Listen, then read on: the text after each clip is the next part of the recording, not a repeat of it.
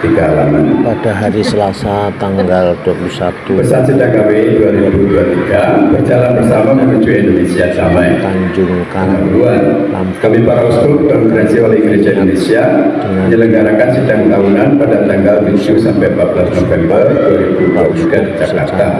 Dalam kesempatan itu kami mendapat banyak masukan dari berbagai narasumber ahli mengenai situasi terkini di bidang politik, sosial, ekonomi, dan lingkungan hidup, baik situasi nasional maupun internasional. Kemudian berbagai informasi yang disampaikan kami diskusikan dan membuat kami semakin terdorong untuk menghidupi tema sedang berjalan bersama menuju Indonesia damai, seraya menyongsong perayaan 100 tahun KPI tahun 2024. Kami menyadari bahwa situasi tahun politik 2024 sudah terasa mulai sekarang. Rakyat Indonesia akan merayakan pesta demokrasi tanggal 14 Februari 2024 untuk memilih wakil rakyat, yakni anggota DPR RI, anggota DPD, anggota DPRD, provinsi dan kabupaten kota, dan memilih presiden dan wakil presiden. Pada tanggal 27 November 2024, kita juga akan memilih 548 kepala daerah, 37 gubernur, 415 bupati, dan 93 wali kota. Tahun 2024 akan menjadi tahun yang suhu politiknya tinggi dan dari segi ekonomi akan menguras anggaran pusat dan daerah, memunculkan anggaran yang mencapai puluhan triliun, akan membazir jika pemilu tersebut tidak bisa menunjukkan orang-orang yang akan bekerja untuk kesejahteraan rakyat. Syukurlah bahwa pandemi COVID-19 telah diatasi dengan baik dan bangsa Indonesia tetap bersatu mengupayakan masyarakat adil, makmur, dan sejahtera. Situasi politik akhir-akhir ini, khususnya yang terkait pemilihan presiden dan wakil presiden, pemilihan anggota legislatif baik pusat maupun daerah, dan pemilihan kepala daerah, cenderung menunjukkan turunnya kualitas demokrasi. Biaya politik yang mahal menggoda orang menempuh segala cara untuk mencapai tujuan dan untuk mengembalikan biaya yang dikeluarkan. Di sana sini, para calon juga tidak segan menerabas hukum, melakukan politik uang, menghalalkan nepotisme, dan melanggengkan dinasti politik sehingga dapat membahayakan demokrasi. Jika hal-hal tersebut dibiarkan terus, harapan Indonesia Emas 2045 akan sulit tercapai. Dunia memerlukan perdamaian. Dalam situasi damai, kita bisa mengharapkan ekonomi akan makin bertumbuh, masalah sosial makin berkurang, upaya pelestarian lingkungan hidup berjalan dengan baik, dan semua orang dapat bekerja dengan tenang. Dengan demikian, hidup kita juga akan semakin bermartabat. Kepastian hukum yang ditopang oleh aparat penegak hukum yang profesional dan tidak memihak akan membantu menciptakan kondisi damai. Situasi perdamaian dunia memang sedang memprihatinkan. Selagi perang antara Rusia dengan Ukraina yang sudah berlangsung hampir 2 tahun belum berakhir, terjadi juga perang di Israel dan Palestina. Kita sangat prihatin bahwa situasi ekonomi dan sosial dunia yang belum sepenuhnya pulih akibat pandemi COVID-19 diganggu oleh perang yang menyengsarakan rakyat. Keprihatinan kita terasa menyesakkan hati karena kita tidak berdaya menghentikan perang. Kita hanya bisa ikut memberi bantuan kemanusiaan untuk meringankan penderitaan korban peperangan. Kita menyadari sebelumnya bahwa kita tidak bisa mencampuri urusan internal negara lain dan hanya bisa berdoa bahwa para pemimpin negara-negara yang sedang bertikai segera mengambil keputusan untuk menghentikan perang demi menghormati martabat manusia dan kesejahteraan rakyatnya. Di samping itu, perang dagang antar negara maju dan pelambatan pertumbuhan ekonomi di berbagai negara menambah ketidaknyamanan kehidupan bersama masyarakat dunia. Di dalam negeri, situasi keamanan di Papua perlu mendapat perhatian serius. Pada sebagian wilayah Papua masih terus terjadi konflik antara kelompok kriminal bersenjata, UKKB, dan aparat, sehingga rasa aman bagi penduduk sipil tidak kunjung tercipta. Penduduk sipil kerap menjadi korban. Untuk itu, pemerintah perlu duduk bersama dan berdialog dengan setiap kelompok. Belajar dari pengalaman penyelesaian konflik di Aceh, pemecahan masalah di Papua juga harus melibatkan para kepala suku, tokoh adat, tokoh perempuan, para pimpinan gereja, serta tokoh agama. Para tokoh tersebut adalah orang-orang yang mendengarkan, melihat, dan merasakan langsung penderitaan rakyat dan umatnya. Mereka pasti mempunyai cara-cara bijak dalam menciptakan rasa aman di masyarakat. Dan kita percaya bahwa sebagaimana Tuhan tidak membedakan orang, pemerintah juga tidak boleh membeda-bedakan warganya. Masalah yang membutuhkan perhatian serius. Kami ingin menghimbau masyarakat luas agar memperlakukan anak-anak dan kaum perempuan secara terhormat dan bermartabat. Perjuangan emansipasi kaum perempuan yang telah dimulai sejak era Ibu Kartini sampai di zaman kita belum membuahkan hasil yang menggembirakan. Pada banyak bidang kehidupan sosial, politik, dan ekonomi, kaum perempuan tetap terpinggirkan dan belum mendapat perlakuan setara dengan laki-laki sesuai dengan hak-haknya. Pada kenyataannya kaum perempuan selalu hadir dan memberikan kontribusi dalam setiap babak sejarah Indonesia. Untuk melindungi anak-anak dan kaum perempuan, pemerintah harus memberi hukuman berat bagi pelaku kekerasan dalam rumah tangga, pelecehan seksual, dan perdagangan orang. Tidak seorang pun, baik anak-anak maupun kaum perempuan, boleh dieksploitasi. Kami ingin memberi perhatian juga pada kaum muda. Mereka bukan hanya pemilik masa depan, melainkan juga pemilik masa kini. Jika kaum muda salah arah, kehidupan masa depan bangsa juga akan rusak. Maka baik pemerintah maupun institusi swasta harus bekerja sama untuk memberdayakan kaum muda sesuai dengan talenta yang dimiliki. Kaum muda harus mendapat kesempatan untuk menjadi warga negara yang kompeten. Semoga mereka tidak menjadi angkatan yang bengkok, berbelit-belit, jahat, dan tidak setia, melainkan angkatan yang terberkati. Itu ambil dari kitab suci. Kami mengingatkan bahwa di tahun politik 2024, politik identitas berdasarkan suku, agama, ras, dan antar golongan atau sara juga rawan dimanfaatkan oleh politikus untuk mencapai tujuan kontestasi politik. Tidak kalah penting, kemiskinan dan ketidakadilan menuntut perhatian lebih dari kita semua. Korupsi, kolusi, dan nepotisme atau KKN, ketimpangan sosial dan diskriminasi merupakan masalah lama yang tak kunjung selesai. Masalah intoleransi, radikalisme, dan terorisme yang naik turun berdinamika di jalannya sendiri belum hilang dari negeri ini. Kita dituntut memberi perhatian serius bukan hanya pada masalah-masalah tersebut, tetapi juga pada oknum bangsa yang sampai hati mengeksploitasinya demi keuntungan pribadi atau golongan.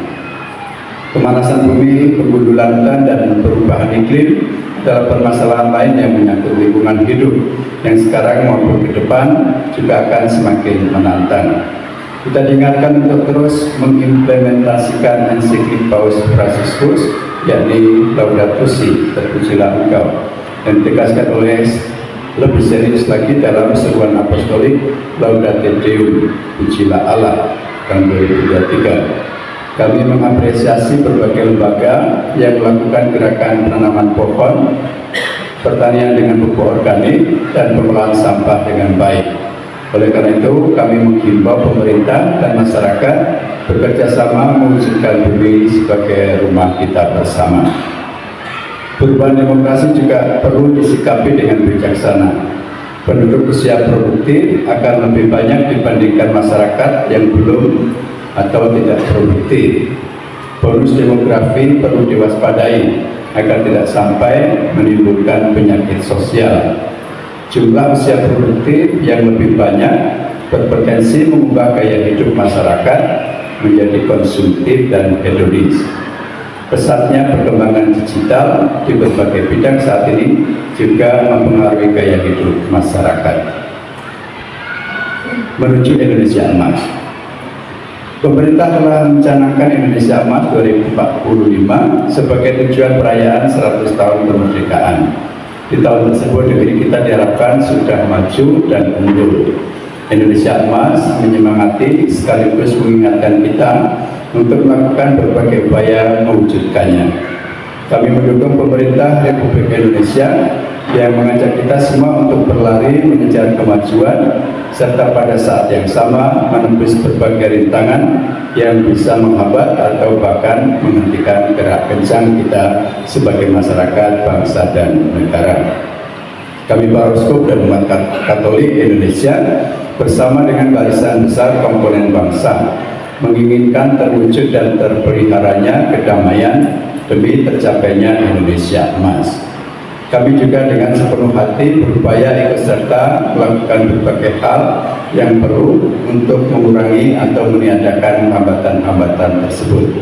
Kami memastikan bersama komponen bangsa akan bekerja sama mendorong munculnya atau dilakukannya hal-hal penting demi terciptanya situasi damai dalam rangka menyongsong Indonesia unggul dan maju.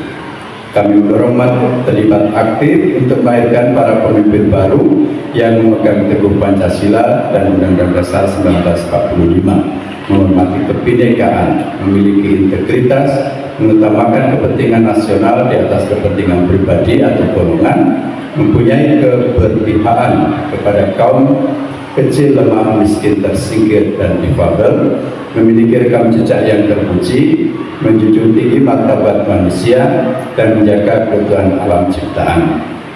Kami minta kepada para calon eksekutif dan legislatif serta penyelenggara pemilu dan TNI Polri untuk bersatu mewujudkan pemilu yang damai, jujur, adil, transparan, berkualitas, dan bermartabat. Bentuk dalam kesempatan ini kami mengajak saudara-saudari sebangsa untuk saling bergandengan tangan dan dengan terus hati mendukung pemerintah. Kita semua wajib bekerja sama untuk dapat membuat kebijakan yang adil, komprehensif, dan bersifat segera. Dengan demikian, hal-hal yang mengganggu pencapaian kita sebagai bangsa bermartabat bisa disingkirkan. Marilah kita berjalan bersama menuju Indonesia damai, satu sepikir, dalam satu kasih, satu jiwa, satu tujuan, dengan tanpa mencari kepentingan sendiri atau puji-pujian yang sia-sia. Yang bukan dari Filipi 2 ayat 2-3. Kami mengucapkan terima kasih kepada saudara-saudari yang dengan berbagai cara telah berusaha mengurangi semua penghalang yang mengganggu cita-cita kita untuk menjadi masyarakat, bangsa, dan negara yang maju dan unggul. Semoga semakin banyak orang berkehendak baik ikut serta menjaga dan melindungi bangsa dan negara Indonesia tercinta. Jakarta, 14 November 2023, Sekretaris Jenderal Monsinyur Paskalis Bruno Support ORM, Ketua KWI Monsinyur Antonius Subianto Bunyamin OSC. Itu pesan sidang yang dirumuskan dahulu oleh Sekretaris Sidang, kemudian mendapat 2 kali kesempatan untuk koreksi dan akhirnya diputuskan. Dan ternyata walaupun sudah para uskup,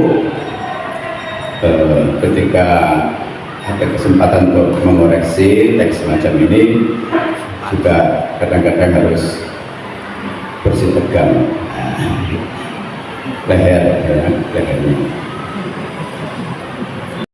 Menyetujui bahwa risalah sidang KWI tahun 2023 disahkan oleh Presidium. Mendapat suara bulat 37 suara. Tidak ada yang melawan. Yang nomor 2, KWI menyetujui bahwa dalam rangka 100 tahun KWI, sidang KWI tahun 2024 dilaksanakan 2 kali, yaitu pada tanggal 13 sampai 16 Mei dan tanggal 7 sampai 13 November. Ini juga dapat suara bulat 37 suara. Ya. Jadi tahun depan ada 2 kali sidang KWI, tanggal 13 sampai 16 Mei dan 7 sampai 13 November. Karena dalam rangka 100 tahun KWI. 15 Mei 2024 ya. Pertama kali ada sidang KWI itu 15 Mei 1924 ya.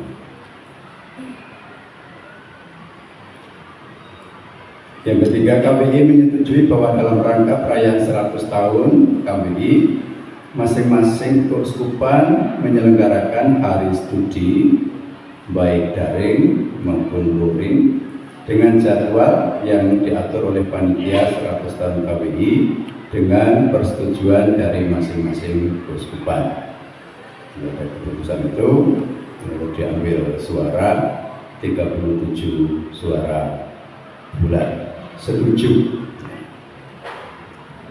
Saya juga setuju. Nah, nanti tidak tahu persisnya seperti apa. Ada dalam rangka 100 tahun KBI, masing-masing keuskupan diminta untuk menyelenggarakan hari studi.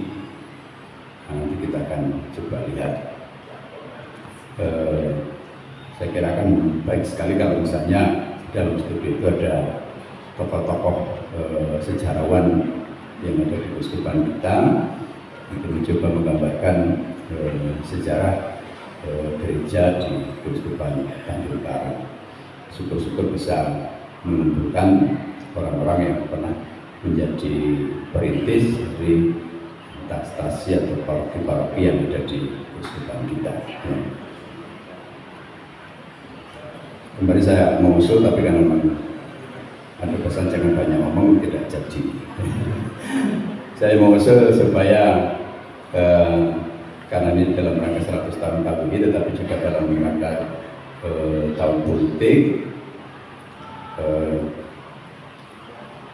juga dalam rangka membuktikan bahwa ada tema besar yang selalu menyertai gereja Indonesia di tengah bangsa Indonesia, yaitu 100% Katolik, 100% Indonesia. Ya.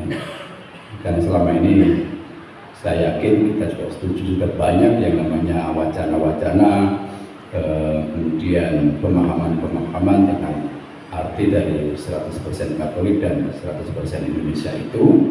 Tetapi dari tataran praksis saya melihat masih sangat kurang. Nah, saya mau usul supaya dalam rangka 100 tahun KBI itu sangat ditekankan. Tapi karena tidak berani usul, maka nanti kita buat di keuskupan kita sendiri.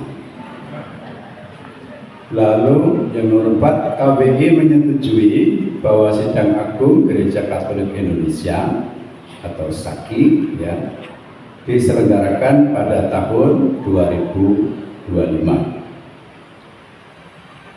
37 suara setuju. Kalau saya minta pendapat para saudara sekalian, setuju tidak?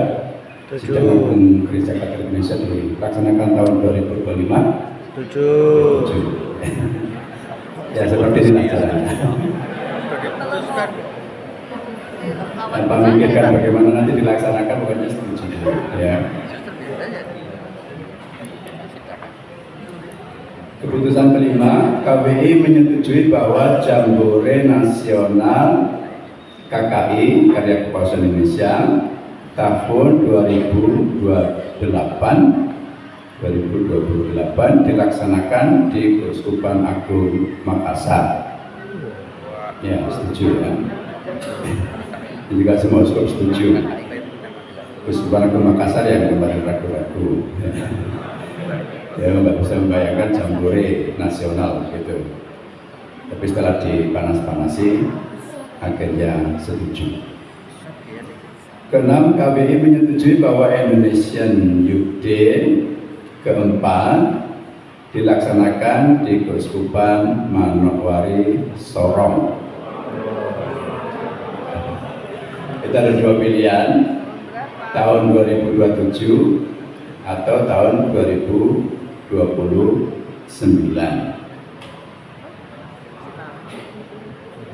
Nah, ternyata kemudian pilihannya jatuh ke tahun 2027 dengan 26 suara dan 2029 10 suara.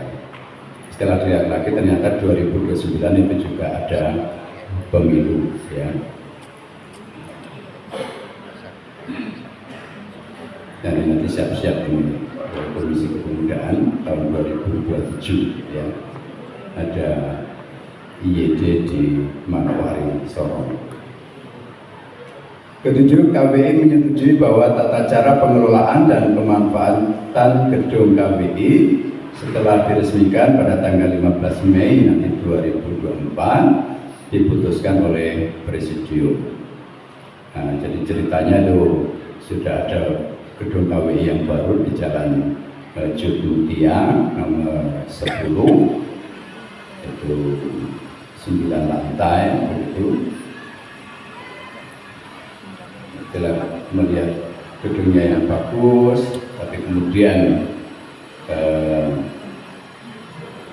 terpikir bahwa biaya pemeliharaannya akan besar, maka kalau hanya untuk sidang para uskup yang hanya setahun sekali atau juga rapat komisi-komisi yang 3 bulan sekali, rasanya terlalu berbiaya mahal ya.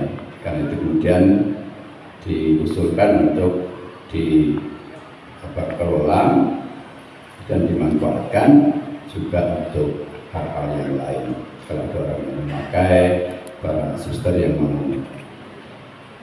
foto-foto di lantai 9 dan minat di situ 10 hari misalnya boleh. Jadi sempat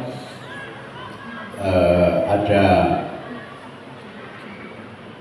usul bahwa pembagian kamar uskup-uskup itu nanti diundi begitu dan akan menjadi kamar yang tetap, tetapi karena kemudian ada keputusan ini, usulan itu dibatalkan, karena kalau ada kamar yang tetap berarti nanti juga bisa ketika dipakai oleh orang lain, maka nanti akan diatur ya.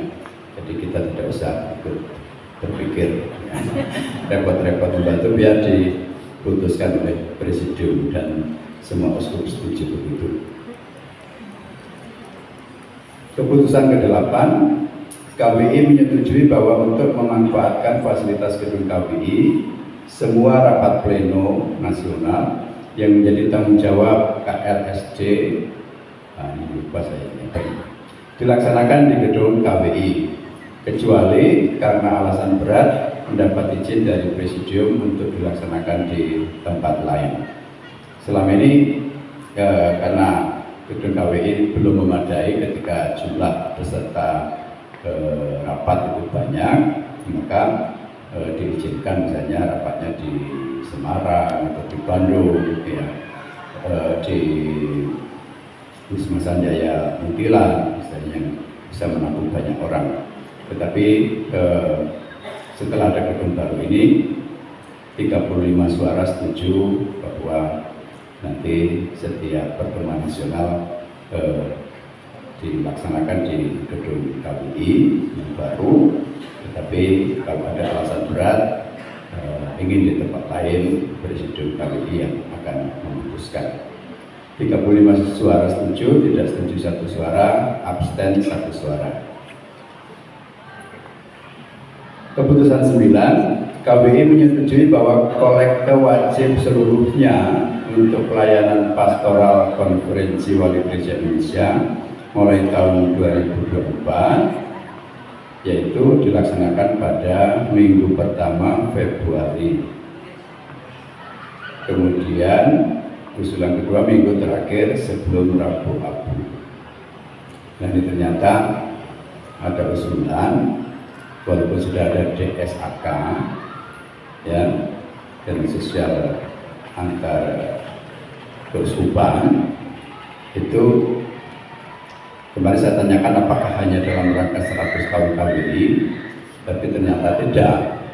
Jadi KWI membutuhkan dalam arti dana yang katakan diambil dari setiap keuskupan. Itu tadi pilihannya adalah minggu pertama bulan Februari setiap tahun begitu, atau minggu terakhir sebelum Rabu Abu. Ketika diambil pemungutan suaranya 21 orang, 21 uskup setuju pada minggu pertama, kemudian 16 suara pada minggu terakhir sebelum Rabu Abu. Nanti Ketua KBI mengatakan bahwa ada banyak juga keuskupan yang butuh ya dalam arti semacam subsidi begitu, yang akan sangat terbantu kalau KBI juga lewat bendaharanya itu punya kolektor yang memang khusus untuk KBI, di luar yang selama ini sudah ada yang namanya DSAK dan juga APB dan seterusnya itu. Kemudian putusan yang ke-10, KBI menyetujui penyelenggaraan program pensiun iuran pasti BPIP oleh dana pensiun Konferensi Wali Gereja Indonesia. Ini yang setuju 33 suara, tidak setuju 0 suara, abstain 4 suara. Ini mungkin yang terlibat langsung itu para ekonom ya mengerti persis. Nah, pada saat pembahasan keuangan, ini saya tidak tahu apa-apa, saya mencoba merenung, mata saya terpejam, kemudian difoto, seolah-olah saya tertidur dalam sidang. Karena beratnya beban kalau sudah bicara keuangan, ya. Hanya itu urusan ekonominya.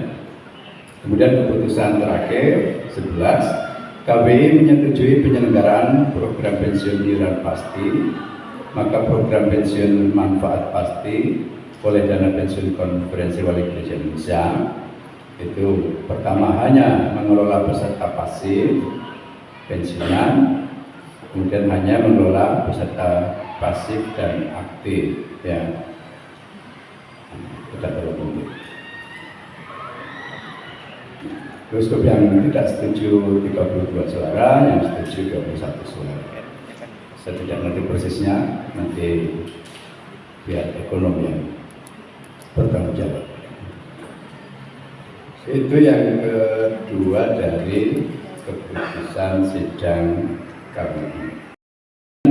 Dibangun katakanlah opini besar, kalau bisa menjangkau sampai masyarakat bawah bahwa kita sedang kehilangan yang namanya jati diri kita, atau pelan-pelan kehilangan jati diri kita sebagai bangsa yang beradab dan bermartabat. Nah, maka di situ gereja, saya kira kita semua punya peran yang sangat penting untuk menyuarakan hal ini, ya.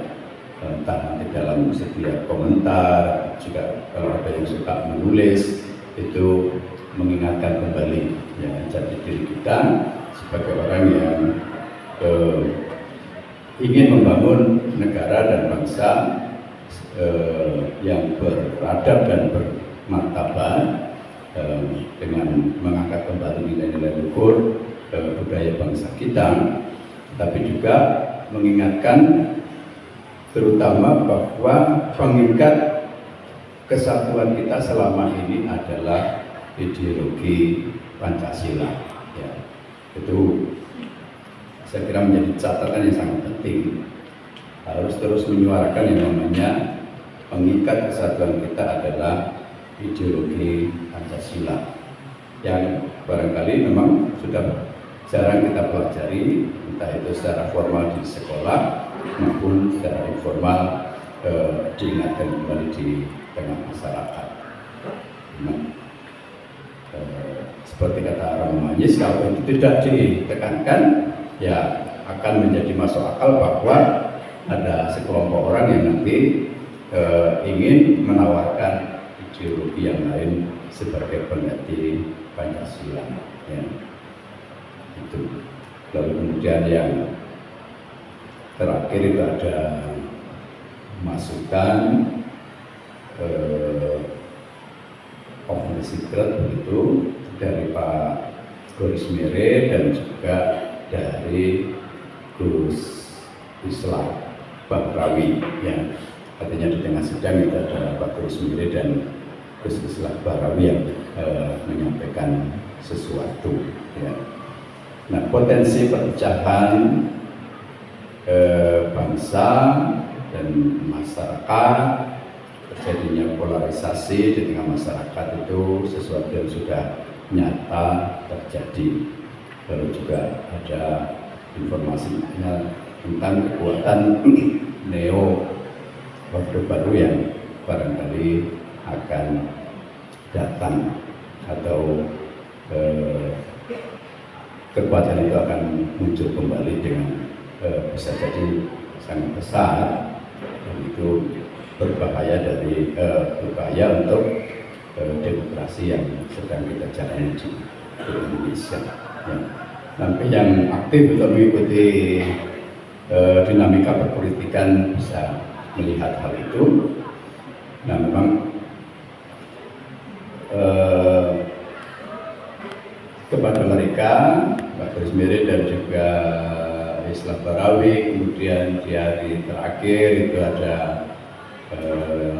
pasangan capres dan cawapres yang datang, yaitu Ganjar dan Mahfud. Ya. Kami para uskup menegaskan posisi gereja yang sangat netral, karena di tengah umat Katolik itu ada pasti yang ikut partai, misalnya pendukung dari masing-masing calon. Nah, karena itu diharapkan memang sangat bijaksana, walaupun kadang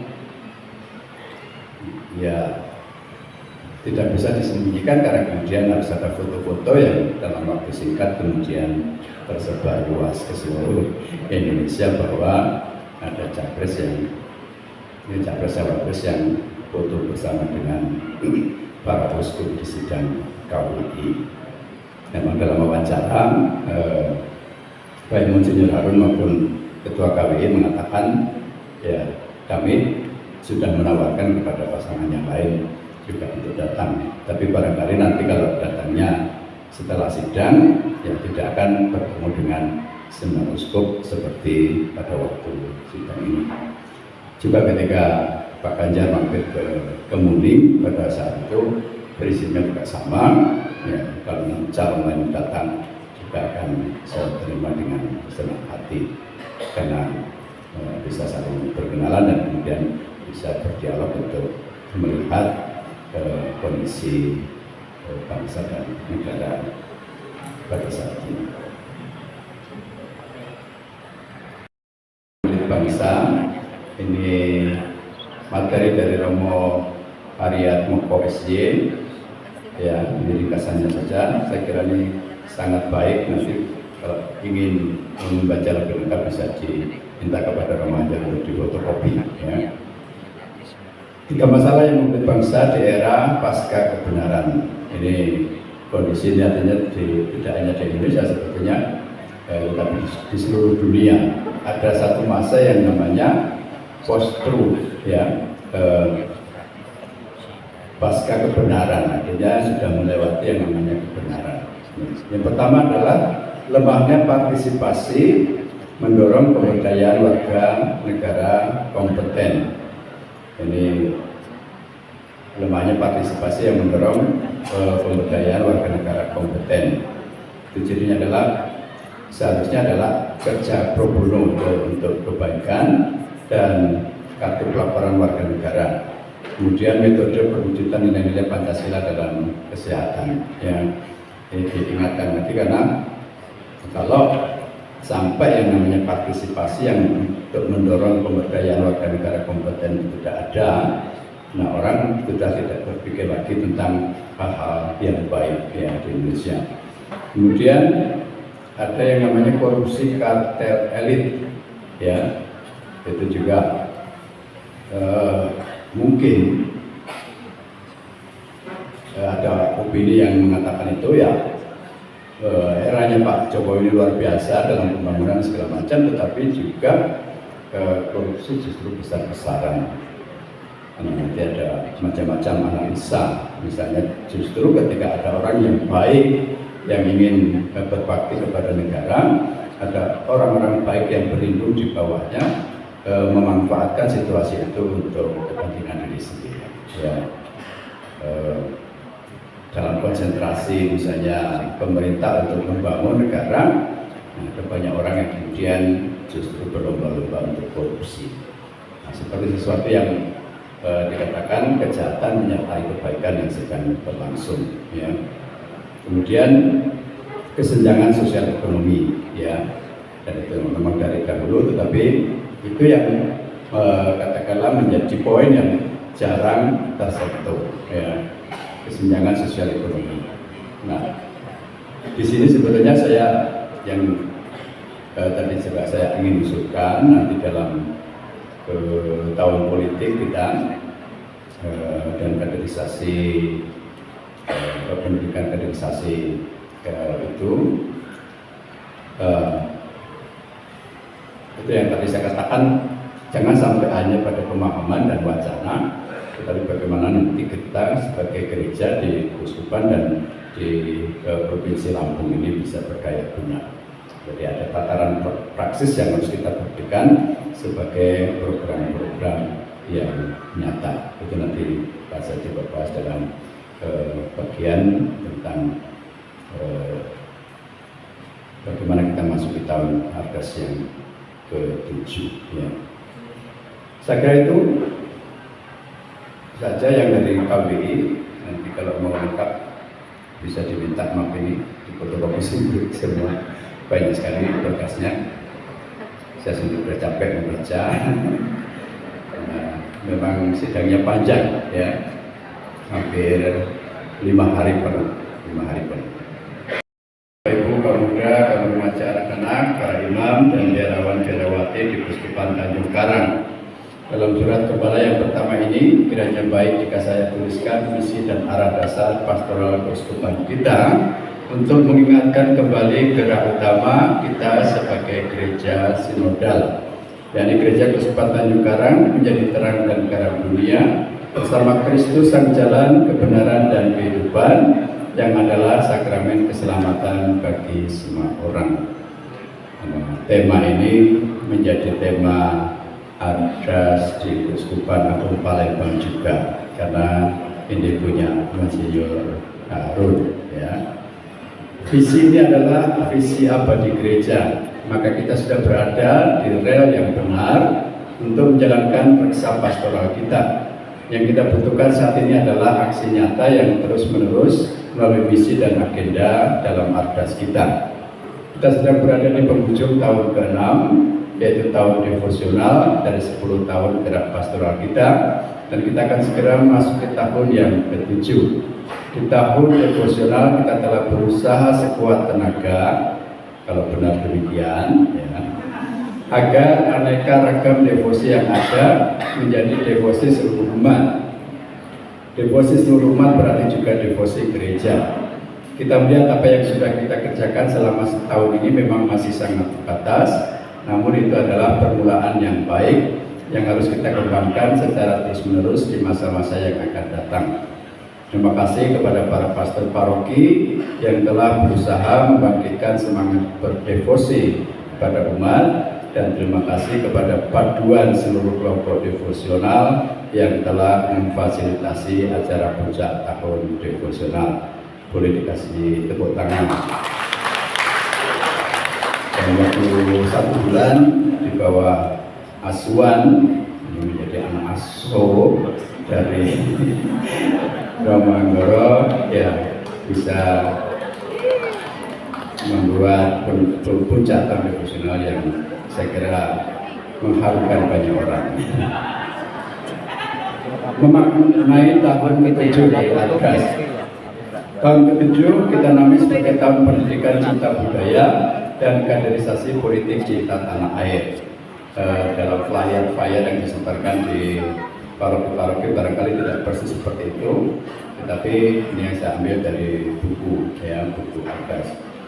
Tahun yang sangat penting di mana kita akan merayakan pesta demokrasi melalui pemilu. Kita adalah bagian dari masyarakat bangsa Indonesia yang dipanggil untuk mengabdi kepada cita-cita luhur negara menuju masyarakat yang adil, makmur, dan sejahtera. Kita sadar bahwa untuk itu kita harus dididik agar semakin mencintai budaya dan membentuk pribadi-pribadi yang punya karakter siap terjun berbakti di tengah masyarakat.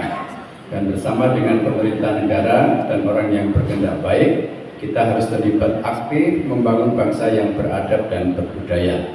Ini 2 kata yang ingin senantiasa saya tekankan.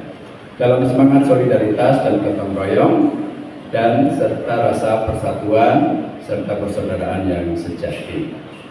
Menjalani tahun pendidikan cinta budaya dan kaderisasi politik cinta tanah air berarti membangun kesadaran akan makna dan tujuan politik yang murni dan sejati.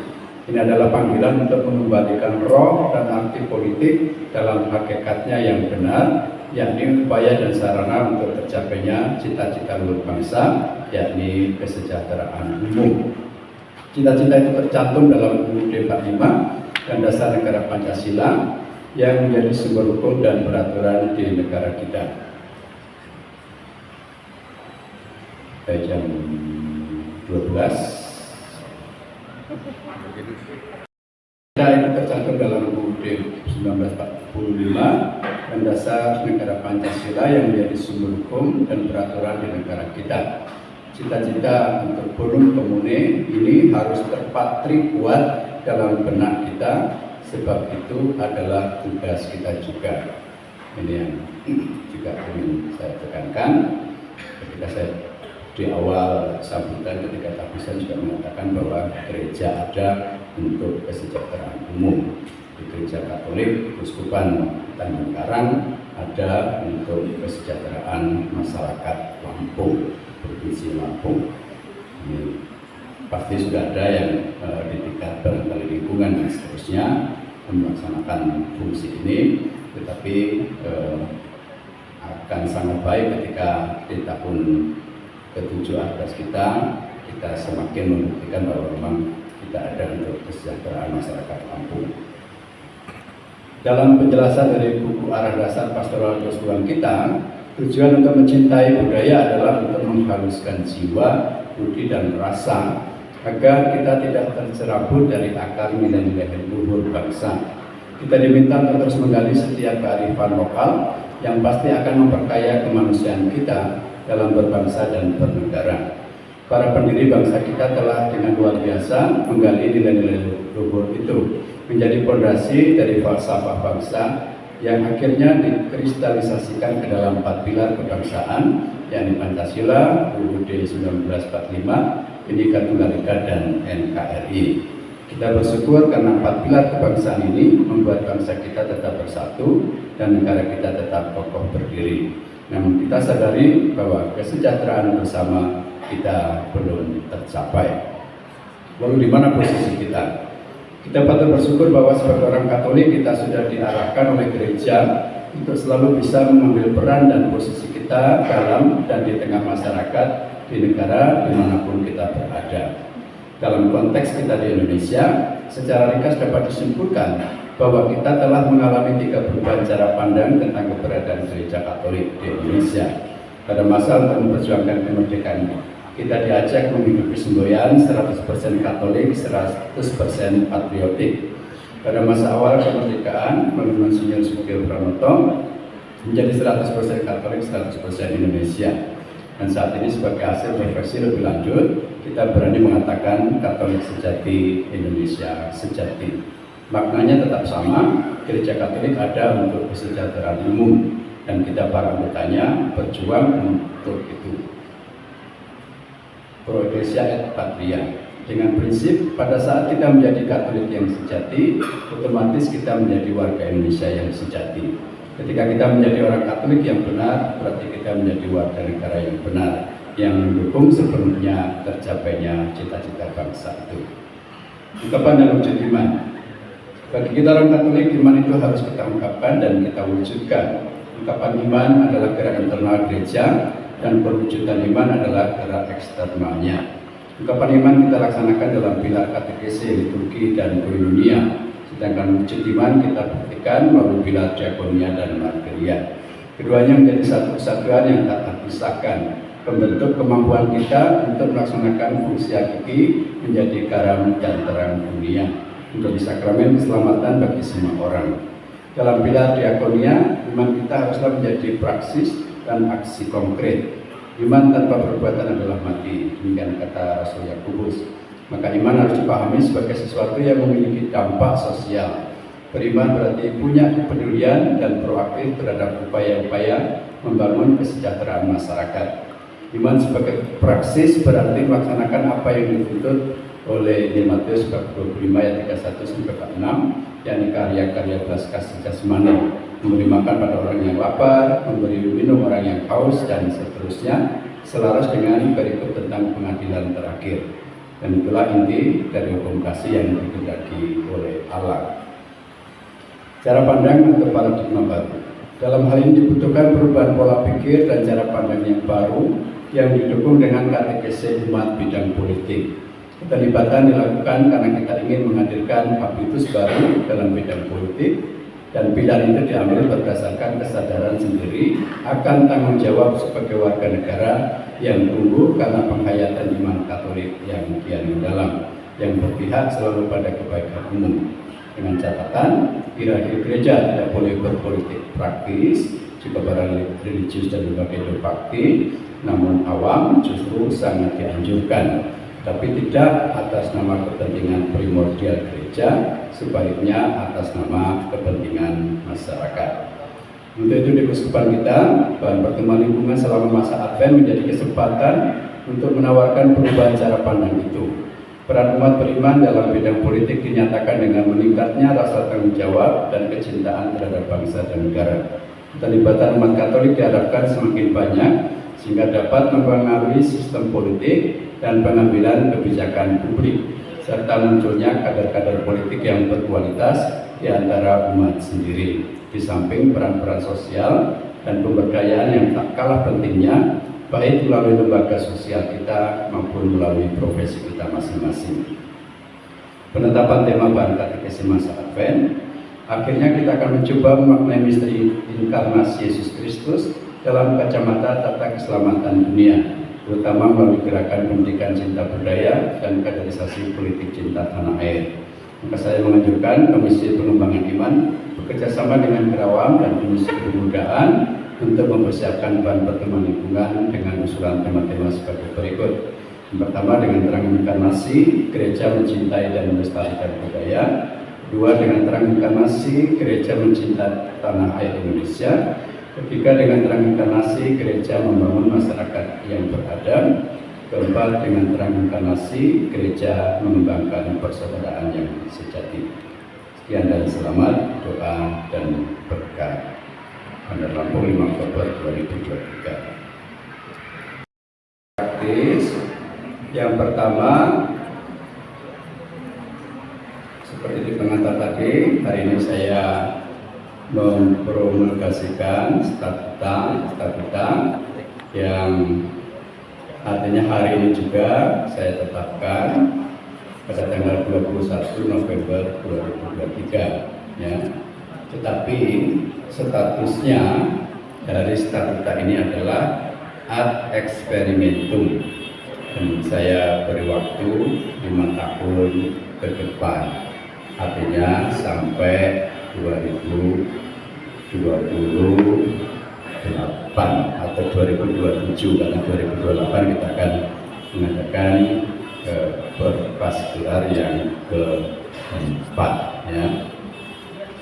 Nah, yang perlu saya ingatkan adalah apa yang dikatakan oleh kanon kita, pasal 8 ayat 2, undang-undang partikular diundangkan dengan cara yang ditentukan oleh pembuat undang-undang itu dan mulai mewajibkan setelah 1 bulan terhitung dari hari pengundangannya, kecuali dalam undang-undang itu sendiri ditentukan batas waktu yang lain.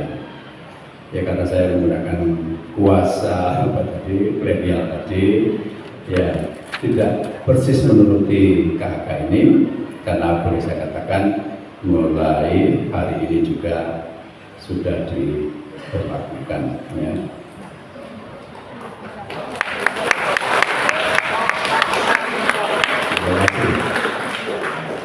Nah, isinya adalah yang pertama dalam buku ini ada statuta Kuria Diocesan, kemudian ada statuta Dewan Imam, ada statuta Collegium Consultores, kemudian ada statuta Dewan Keuangan, dan yang kelima statuta Dewan Pastoral.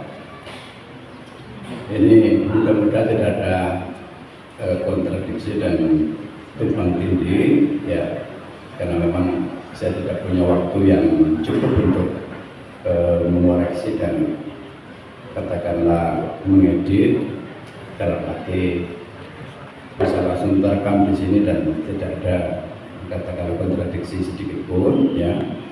Nah, saya mencoba menetapkan supaya nama nanti di statuta Dewan Pastoral itu dari yang selama ini disebut sebagai kantor sekretariat keuskupan. Jadi ditetapkan menjadi pusat pastoral. Ya. Hampir semua keuskupan menggunakan nama itu, dan memang intinya sebetulnya tidak hanya sekedar sekretariat, kantor sekretariat, tetapi justru menjadi pusat di mana resep pastoral kita itu dijalankan, dikontrol, dikawal dan disiapkan ya. Maka nanti di beberapa katakanlah rumpun pastoral, pelayanan pastoral, saya ingin menetapkan punya yang namanya sekretaris masing-masing. Jadi paling tidak ada sekretaris di 3 rumpun pelayanan pastoral. Itu bisa dilihat di dalam. Kemudian deskripsi perutusan Dewan Pastoral Keuskupan Tanjung Karang itu ada di hampir di setiap bagian belakang dari statuta. Lalu juga struktur administrasi pusat pastoral, walaupun belum ditunjuk siapa nanti personaliannya, tetapi itu nanti menjadi katakanlah struktur yang betul-betul akan mendukung resa pastoral kita bisa dijalankan. Nah, selama ini ada yang namanya misalnya secara mandiri itu kayak bikin sota ya, atau pusat pastoral semacam itu. Tapi setiap keuskupan sebetulnya harus punya yang namanya pusat pastoralnya. Jadi semua katakanlah bisa dilihat di situ. Mudah-mudahan jelas ya, nanti silakan dipelajari. Dan ini kalau sudah diberlakukan, nanti juga pelan-pelan memantapkan itu. Akan ada yang namanya pedoman-pedoman turunan ya, termasuk pedoman keuangan, pedoman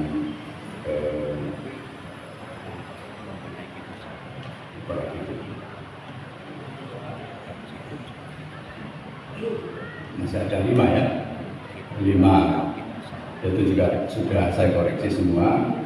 Draftnya sudah ada sejak 2016. Dan saya berpikir kalau tidak pernah berani mengambil langkah pertama, maka kita juga tidak akan berjalan.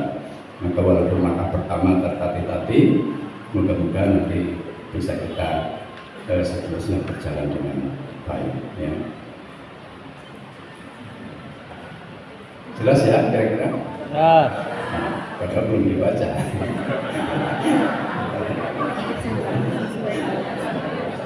Dibaca dulu ya. Kalau dibacakan semua, waktu makan kita habis. Kemudian ada beberapa pengumuman tambahan. Yang pertama, setelah mendengarkan usulan dan juga melihat hal-hal yang praktis mendesak,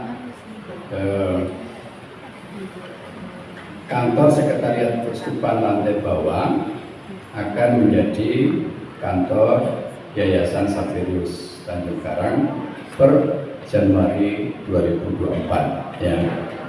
Ini untuk mengurangi biaya nekat yayasan mau membangun lantai 4 ya. Jadi lebih baik kantornya yang dipisah dari sekolah ya. Nanti dengan mungkin rehab-rehab seperlunya. Dan barangkali di jangka yang panjang. Nanti pusat pastoral tadi mungkin tidak di Pahoman tetapi di Wiata Garden, ya. Keren.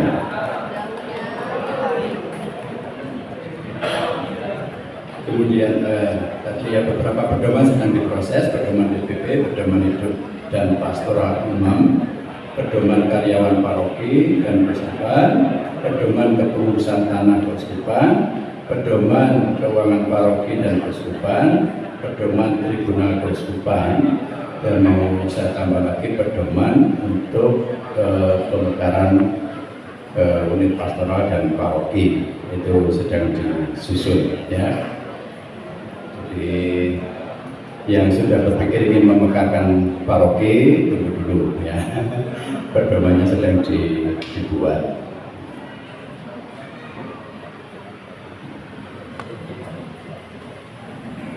Saya kira itu yang menjadi pengumuman tambahan. Sekian dan terima kasih.